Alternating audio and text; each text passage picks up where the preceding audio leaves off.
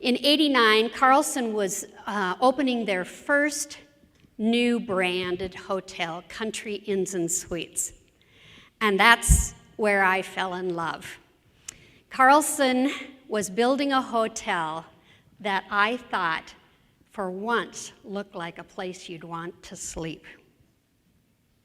Everybody else was building hotels to look like offices, and they were very budget or very high-end convention hotels that you got your exercise walking from your guest room to the meeting room, kind of like this one. No, just kidding. But I did fall in love, and actually it was another family business. So I went to work with Carlson. I came in as a development person for Country Inns and Suites and Country Kitchen Restaurants. And Carlson has allowed me over the 24 years that I've been there to do just about anything I've wanted to do, including being chair of the American Hotel and Lodging Association, which I say that because that is probably the greatest gift, I don't know if I'm a gift, but that they gave back to the industry, because they supported my travel and time and expenses while I was chair. And those of you who have worked with AHLA and know where they go, you know that that's not a small amount of money that they gave. So it was really interesting for me to be with Country when they started. We now have nearly 500 hotels, mainly in the Americas and in India. Actually, in India, we have some 30 hotels that are there. In 2006, as Susan said, I was with Radisson and Carlson. But Marilyn at Carlson was the person who really made me fall in love with the company. Her dad, Kurt, and I did have an opportunity to work with Kurt for quite a while, was the consummate salesperson.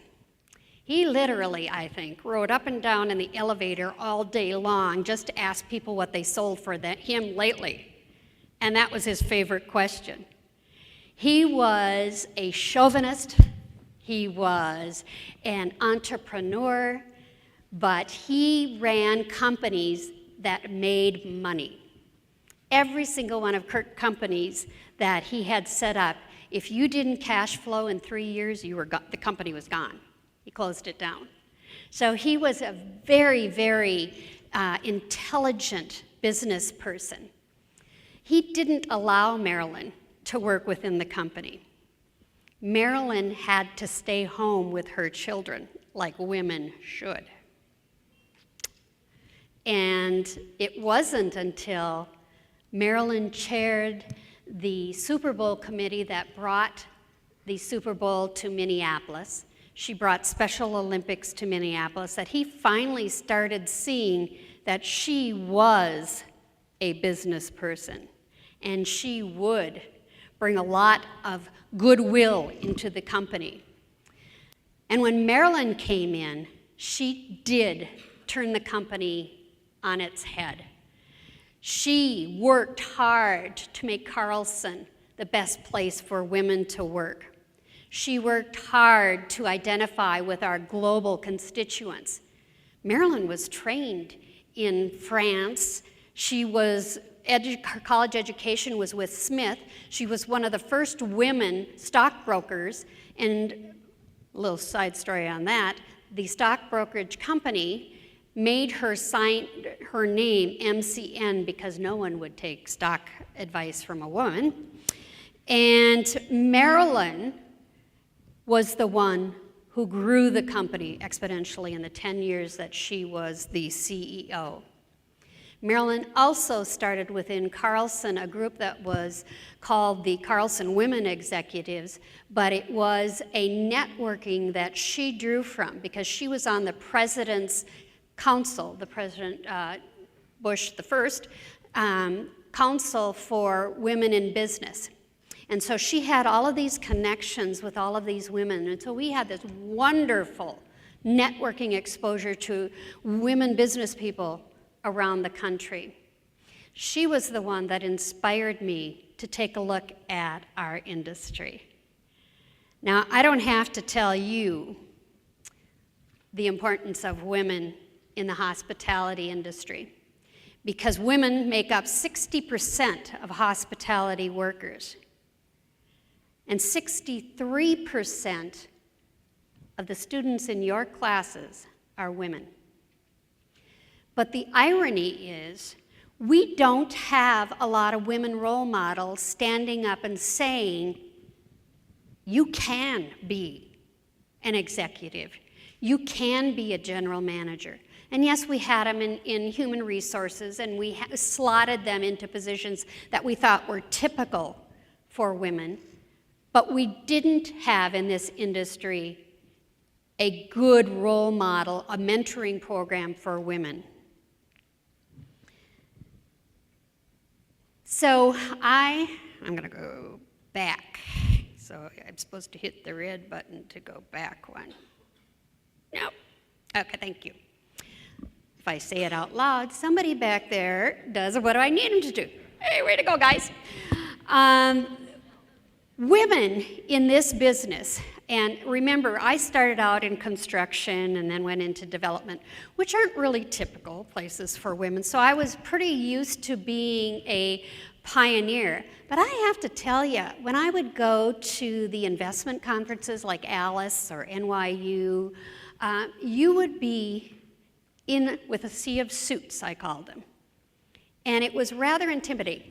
Good for restaurant or restroom access, but not good for networking. And not only that, but you'd look to ICHRIE, and believe me, part of my education, learning things that people knew how to do, learning what was happening in the industry, was through ICHRIE. It was going to those meetings, going to those investment conferences to learn what was happening.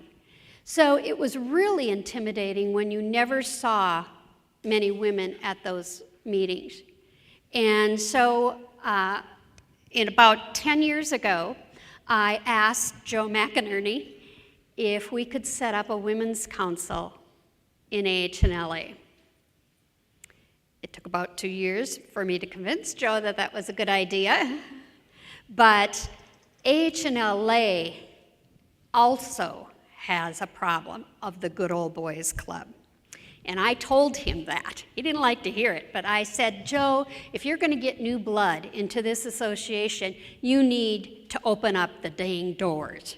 And you need to reflect what our hotels represent. So Joe finally said yes. We created the Women in Lodging Council, and it was really designed to provide mentoring and leadership exposure for the students and the young women coming up through our businesses so they could see a career path. You know, women, it's as a matter of fact, it's hitting the press all the time.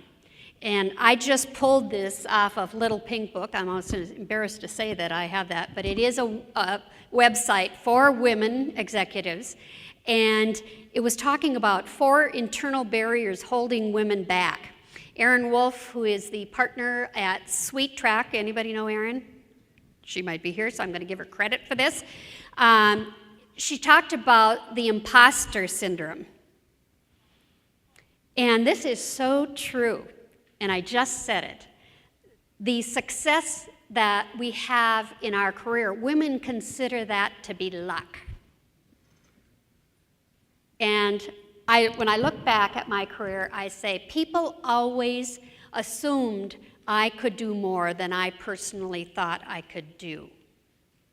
That's a lot of self-talk that's going on in there, and we need to make sure that all of our students, male or female, need to understand the challenges. The other barrier is aimless ambition. The ambition gap results from not really knowing what we want from our careers, not really having a defined career path, and therefore seeming less ambitious. Men naturally know how to network, know how to suck up to the coach. They know how to get there. Women kind of just let it happen to them in many cases. Now we're getting smarter. We understand that we need to make sure that we have sponsors and that we have mentors. But we need to make sure that students coming in need to understand that they are responsible for creating their own career path. When students ask me, how did I get here? I always say, I have no idea. I'm one of the luckiest people that ever stepped on this earth. And it is really because the choices I made in my life kept me in St. Cloud, Minnesota. Now, I was born and raised in St. Cloud. My husband was born and raised in St. Cloud. And my family was in St. Cloud, and I am one of 12 children, number 10. So I wanted to be in St. Cloud, and that was the choice I made. I have traveled all over the world, and I have experienced things I never thought I would see within this industry. But I always come home to St. Cloud. And that is one thing that students need to hear. We all make choices in our careers. And historically in this business, if you aren't willing to move around, you're not going to get anywhere. That isn't true. You make choices. Yes, if you want to stay a general manager for a long time, you're going to need to move to grow. But this industry, the travel and tourism industry, has so much opportunity. You could be a butcher, a baker, a candlestick maker, literally, in this industry. A lawyer, a doctor, an Indian chief. You can do that in this industry. So it is about creating your own ambition, your own career path. The next one that she talks about is timidity. And I am a victim of this. It is very difficult to put yourself out there, or for me, it's a very uncomfortable situation to talk about money, to talk about income. And I have never been good at it. I've always pretty much said, gee, whatever you pay me, I feel like I'm getting a good deal and you're not. So, and for years, I was underpaid against my male counterparts. And it wasn't until really about 10 years into Carlson that I finally had had enough. And it wasn't over money, but it was over a title.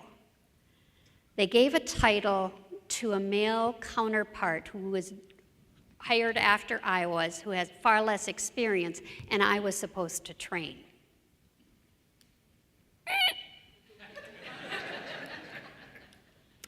That was the straw that broke the camel's back. I said, come on, really? And fortunately, with Title IX and the extreme focus that it played on the protection of women in college universities, had been the extreme driver of equal pay for women. And when you think about it, that's not that long ago that came about. We in this industry have a problem with that. I can remember one employer telling me, it's too bad you're not a man because you'd be making a lot more money. And that is why we need to educate our students on doing their homework. They need to go out and they need to survey and research what comparable salaries are for the job they're being asked to do. And they need to go in with facts, performance, as well as competition, as well as their desires for growth. And they need to put that in front of their supervisor and say, this is what I want. It's a hard thing to do, but if they learn it early, they will be successful far earlier and faster. The last one she talks about as a barrier is risk aversion. And oh, don't we like to be comfortable? Don't we like to be, just don't change. Just for once, please, just let it stay where it is. I remember 2009, most recent one, when, everything was going to heck in a handbasket, and we were in the throes of what turns out to be the worst recession this industry has ever seen. Companies were laying off huge numbers of people, and Carlson was no different. We were going through dramatic change. People that I had worked for 10, 15 years were walking out the door. At the same time, I was going through a personal struggle. When doctors talk about stress and the impact that it has on human health, I know of what they speak. I was on vacation, and I had a crink in my neck when I got on the plane to go to Southern California. And while the first couple of days I said, gee, this crink isn't going away, and then I got a severe sore throat, and I was spiking temperatures of 105, 106. I went into the doctor. They gave me an antibiotic for a sinus infection, because evidently a sinus infection is, everybody has that. And it didn't touch the fevers. So I flew back home to St. Cloud while this was happening. Luckily, my daughter and my grandchildren were with me to literally almost carry me through the airport. And I was also losing muscle control in my legs at the same time. It would not move. It was very painful for it to move. And went into the St. Cloud emergency room on Easter Sunday. They gave me another prescription for an antibiotic. Finally, I went to my doctor on a Tuesday morning after that, and she said, holy cow, you don't become a little old lady overnight, because I could hardly walk. My husband had to drive me in. She made an appointment with me with a rheumatologist and an infectious disease doctor. And after 45 vials of blood that was sent down to Mayo Clinic, I was brought into the emergency room with pericarditis, which means I had fluid constricting on my heart and my lungs. I was in there for a week. Now, when you think about heart transplant patients being booted out after 3 days, you kind of go, what? I didn't think anybody stayed in a hospital a week. I was in and out of consciousness, and they didn't know what it was. They went from lupus to MS to valley fever to umpteen different diseases. And it wasn't until a month later at the Mayo Clinic, which Marilyn Carlson Nelson got me a priority visit, was I diagnosed with an autoimmune disease. So when all that was going on at work, and back to that issue, and what it does to a human's health, is not to be taken lightly. And I tell you this because after I came back, and it took me almost 2 years to get back to what I consider to be my normal. Today I give myself a shot every day and take light chemo every week. So it is a constant medication that I'm on. But it is my new normal. But when I came back, and I was hearing everybody talking about, the industry and what economic struggles we were in and what changes we need to make, it was like I was floating above saying, really, that's not so important. It brought me back to what's important, which brings me back to what I said earlier about choices. You need to understand the companies you work for, and your students need to understand, and they need to make choices that align value systems. And Carlson has always been one of those companies that align value systems.